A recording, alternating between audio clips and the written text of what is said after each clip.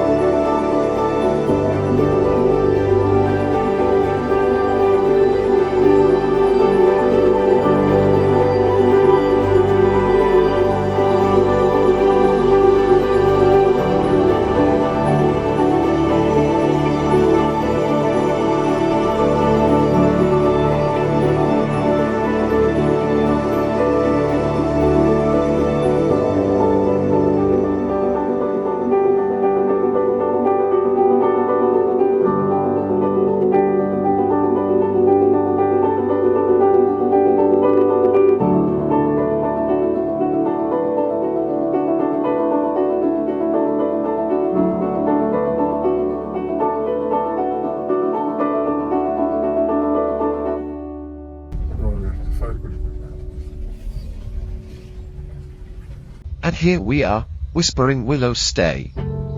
Just look at this, surrounded by forest, chirping birds, and that calmness you can't put into words. It feels like nature has wrapped us in a blanket of peace. Perfect for a digital detox or just spending quality time with friends and family. The rooms are spacious, super clean, and built with a mix of modern comfort and rustic charm.